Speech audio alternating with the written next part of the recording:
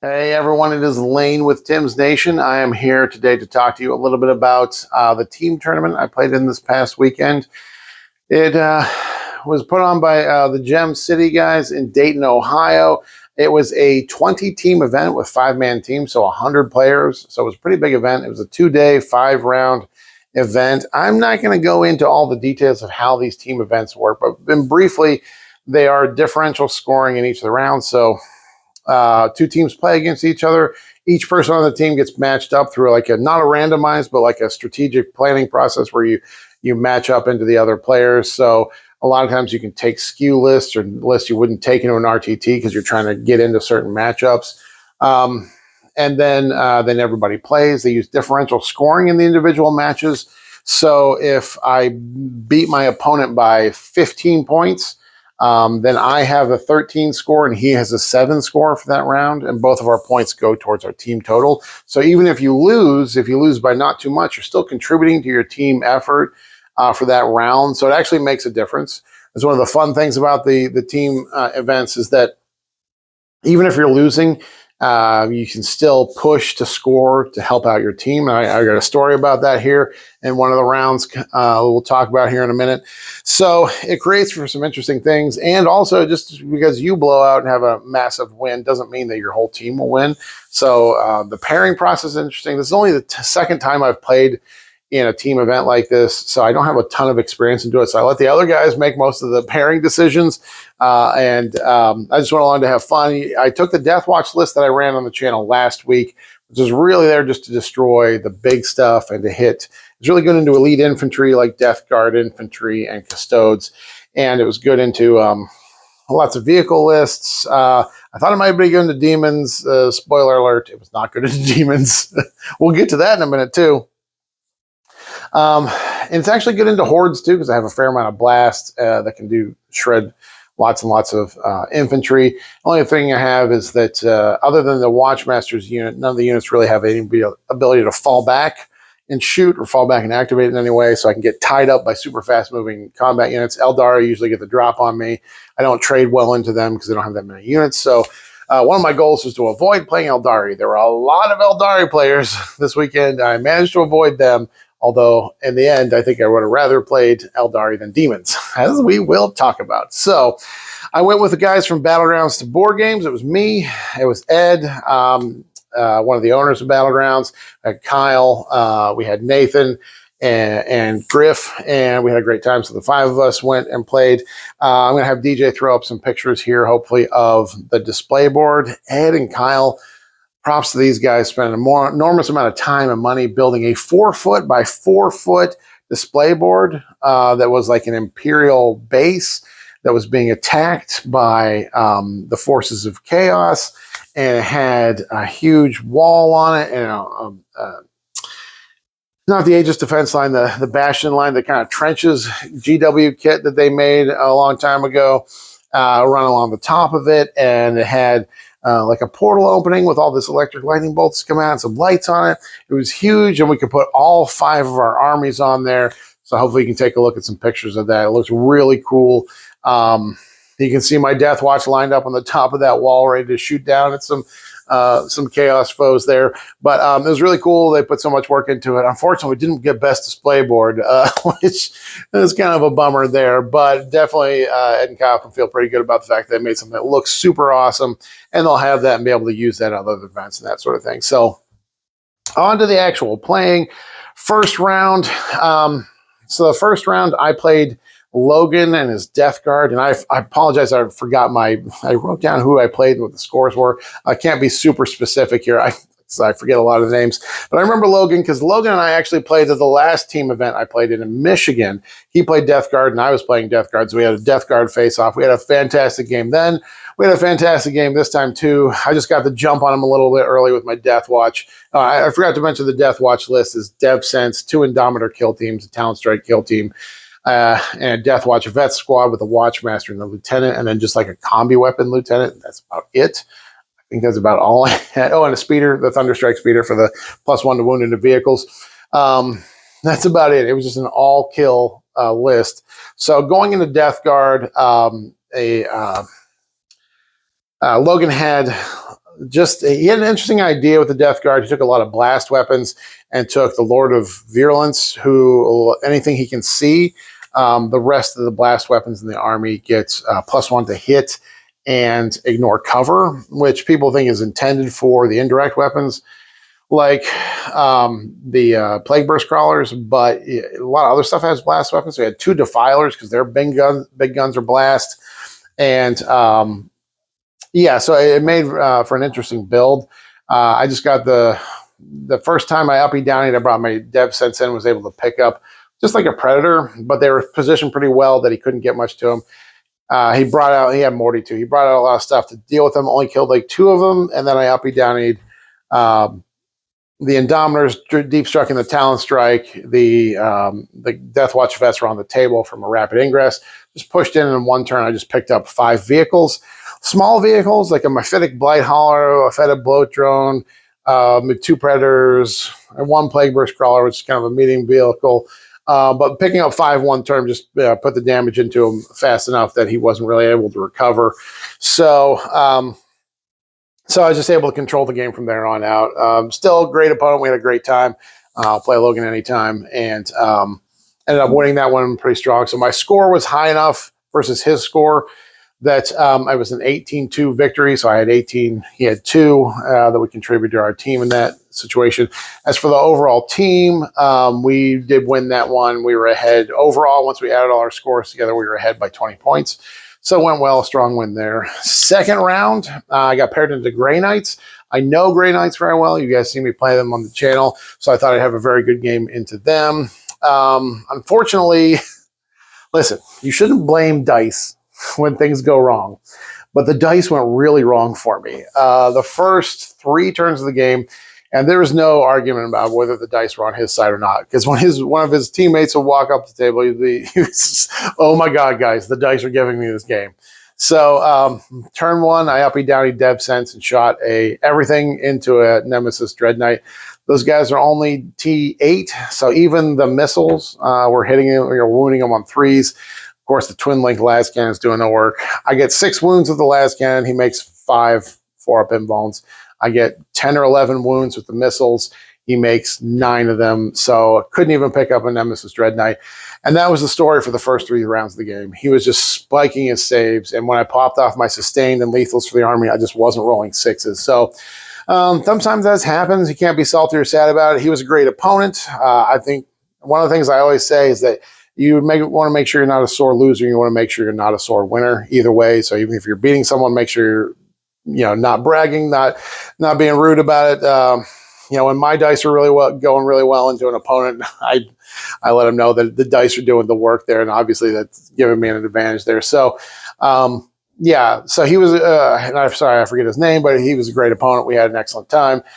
Ended up winning that one. I don't remember what the score was. He won that one though, just because turn 3. He had 3 Nemesis Dread Knights on the table that I got down to 3 wounds or less.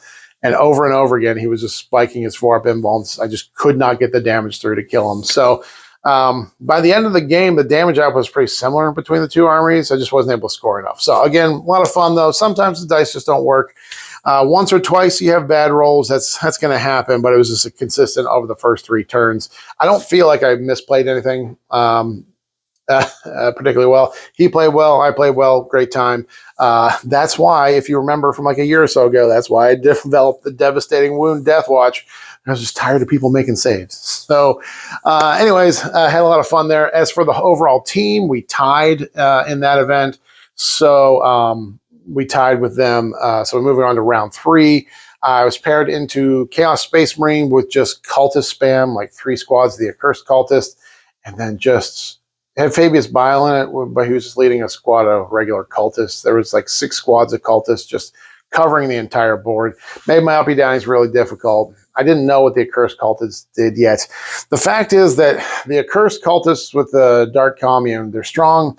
I actually have an excellent game into them if I can just get my eyes on them and shoot them, because when I go sustained and I can use the anti-infantry 2-up strat to just blitz through them with a ton of damage. But I didn't understand exactly how much movement they had turn 1 with scout moves And in this detachment, they could advance and charge, and they had the ability to give him +2 to move and charge. And so he went first turn 1. And even though I deployed 6 or 8 inches back off of my deployment zone line, he still was able to get into my deployment zone, tag one of my Indomitor kill teams, and just tie them up for a while. So he just controlled the board for most of the game. He was beating me pretty hard because I just wasn't able to score primary very well at all. Like I said, when I was able to drop an Indomitor kill team on a Curse squad, I could, with the strats and the abilities and stuff, I was able to blitz through them pretty quickly. It's just a matter of I couldn't get things in there. I couldn't get the trades going. I couldn't deep strike. I couldn't uppy downy because he had just little 10-man squads all over the board. So I was just kind of slow pushing up into him. So he was beating me pretty bad. Everybody else finished their games that round before we did. Because it took a little while. He had like well over 100 models, like probably 140, 150 models on the table. So it was taking us a little while, not going over time or anything, not slow playing or anything like that. But the rest of the team, the rest of both of our teams gathered around our table to watch this, and talking to my teammates explained that we were losing that round. And even though I was going to lose no matter what, if I pulled off some more points, if I scored some more points and lost not as bad, I would still contribute to our team score, and I would bring us up to a tie. Otherwise, if it just kept going the way it was going and he just kept pounding me into the ground and I'm not scoring anything, otherwise, they were going to get the win. Their team would get the win. He would get enough points off of me, just beating me down. So I went for a secret mission. I went for command insertion. I had to get my warlord onto his deployment zone objective. Of course, when you do a secret mission, you do it secretly, but he kind of guessed it was going to have something to do with going into his deployment zone. So he blocked out his deployment zone as much as he could. I fought back, scoring some secondaries well, pushed, came down to the end of turn 4. I uppy downied my captain, my Grav captain, because he's my warlord. And I found a tiny little pocket where I could put him and the 6 remaining guys from the Indomitor kill team as well. They just barely fit into this tiny little pocket that would give me a 9-inch charge into a 10-man squad of just basic cultists that are on his objective. I also scored 10 points on secondaries that turn by, I pulled Mark for Death and was able to pick up Cypher. Even though he's lone op, I was able to get the positions on there and kill everything around him, so he couldn't use the strat to pass wounds off on another unit. Able to get the Mark for Death, rolled my 9-inch charge and failed it. CP re-rolled it and made the 9-inch charge onto his deployment zone. Of course, the captain and the Indomitor kill team with the aggressors just punched right through the remaining cultists there and took the objective. It was exactly a 9-inch on the roll, so I had to very carefully move my 9-inch, my pile-in, and my consolidate onto the objective to barely get my captain on there. So it's hilarious, but this is what happens in a team event. My team was going nuts, cheering me on, celebrating.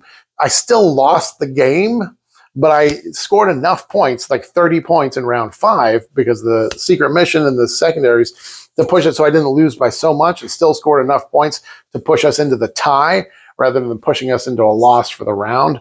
So it was another tie for us as a team, but it's just one of those fun things about the team structure is that sometimes, even though you're losing, it's still very rewarding and very worth it to keep pushing into the game. So it's never boring. It's fantastic. And again, the opponent, Ben, was great. We talked again the next day too, and just talking to each other about how our games were going. Great opponent. It was my first time playing into the Cursed Cultists. Even though there are a fair number of demon players in the area, I haven't really tangled the Cursed Cultists. So now I'm better equipped for how to deal with them. So anyways, so at the end of day 1, our team, we have 1 win, 2 ties.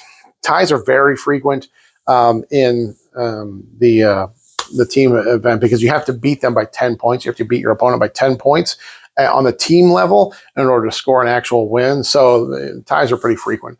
Then round 4, we played against our friends DevDoc, the DevDoc team. So it was Josh, John, Zach, Sam, and Benson, and played into those guys. I got paired into Custodes. John was playing Custodes. John and I played many times. He'd taken the Lions detachment. I love what he did with his army. First of all, he built a bunch. He ran like max Terminators. I think he had 18 of the Alaris Terminators for all the uppy downies and the Unleashed Alliance. All of his Terminators, he did Terminators specifically for each of the guys on his team. Named them after them, or and styled them after armies they played with lots of bits and upgrades and that sort of thing. He named all of the Terminators, so when they unleashed the Alliance and split apart, he had a sheet, a checklist for who used their uppy downy ability and who didn't, so you keep track of that. So it's really well managed. It's cool that all. I love the fluff around it. Anyways, John and I had a great game. I think he had too many Terminators. It didn't work out for him. I ended up winning the game. It was just I was able to do the damage where I needed to. My advice to anybody who runs an uppy downy list is to make sure that you have movement speed on the board, because the uppy downies aren't enough, because usually you're uppy downing and deep striking outside of 9 inches, which will keep you off of objectives often. You want to make sure you have something on the table to move fast. You didn't have one squad of Venatari. It wasn't just quite enough. I know with my Death Watch, I have my Talon Strike, who deep strike in, but then they have a 10-inch move, and their Inceptor guns are all assault, so they can even move further than that. And I have the Watchmaster squad, they can advance and charge. So I just felt like I was able to control the board for primaries a little bit more. I won by less than 20 points, so it was a 13-7 win. So I got 13 points for my team. He got 7 points for his team. So we ended up winning the round there as a team. So at the end of round 4, 2 wins, 2 ties, doing pretty well, actually. It was a 20-player event. And at the end of round 4, we were in 4th place, which is actually pretty good. But the last round, we got paired into a team. And to be clear, everybody was really good at this tournament. It was a Shark Tank. There were a lot of very good players, very good teams, well practiced. Every one of our games was really strong. So anyways, our last matchup got paired into, I forget the name of it. I think it was the Team Rocket. Brad Chester was on the team. Pretty famous 40K player. And I got paired into I think it was Kyle, and he was running Demons. I think it was Shadow Legion. He had Be'lakor. He had the Bloodthirster with the enhancement that lets him pick up at the end of every one of the fight phases. And I had no answer for it. He had some Accursed Cultists too. And later in the game, I was able to deal with his Accursed Cultists very efficiently. But the Bloodthirster with the enhancement that lets him go in, fight, and at the end of the fight phase, if he's not in engagement range, he just picks up off the board and then immediately rapid ingresses to the next turn into my turn, and then just moves in, does the same thing over and over again. He's able to do it 5 times throughout the game. It's brutal. I have no invulns in my list. Even when he went into the Dev Sense, 6-man Dev Sense squad, and I armor contempted, he picked up 5 of the Dev Sense in combat, and then at the end of the fight phase, he does his Mortal Wound shenanigans and picked up the last Dev Sense with that. I tried heroically intervening, but he charged in, was just outside of 6 inches, so couldn't heroic intervene with another unit. I couldn't engage with it at all. Whenever he rapid ingress, he was out of line of sight for shooting, other than 1 or 2 shots here or there. Whenever he charged the Overwatch, 1 or 2 guys could Overwatch because he played it very well, placed it very well. I just wasn't able to engage with it at all. So it was a blowout. I think it was 100 to maybe 25. He beat me over the table. And then as for our team, we ended up losing that one as well. So our overall record as a team, my record with the Death Watch was 2-3. Not sad about it, because the matchups that I lost into the Accursed Cultists and the Demons were things I'd never dealt with before. I don't learn things by hearing about them. I learn things by experiencing them better. So now that I've experienced them, I understand them a little bit better. And the Grey Knights was just, I should have been a good matchup, but dice were saying things otherwise than that. So I still was very happy with how everything went there. As a team, we ended up in 8th place. So I lost in the end, knocked us down, because it's more based on wins. So we had only 2 wins, only 1 loss and 2 ties, but there were a lot of other teams that had 3 wins ahead of us. So, but I had a great experience, great time, and I'll definitely do more team events in the future when they're available. So thanks for sticking with me, guys. All right, have a good one.